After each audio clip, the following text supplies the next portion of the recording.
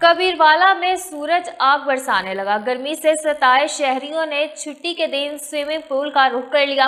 मजीद जानते हैं swimming pool पर मौजूद नुमाइंदे खान शहबाज से। जी खान शहबाज, जगह कीजिएगा।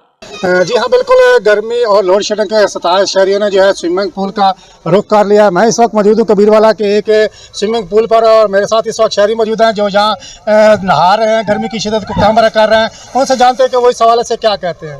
हाँ जी, अस्सलाम वालेकुम जी। सर बेशक कोई शक नहीं कि साढ़े शहर जी है ना जी, अज कल लाइट का जो शेड्यूल है तकरीबन 17 तो 18 घंटे की है लोड शेडिंग। तो लोड शेडिंग की वजह तो मुड़ हालात इतने इन पे तकरीबन साढ़े शहर का दर्जा हरारत 45 तो भी अरगे जी क्रॉस। तो असा मुड़ इो सोचे अज 19 इतवार वीकेंड आ पे अपने शहर साढ़े शहर अच्छा पे जी स्विमिंग पूल। तो और मेरे ख्याल होना भी चाहिए। तो अस मुड़ अपने दोस्तों अहबाबा नाल रिश्तेदारां नाल बाला नाल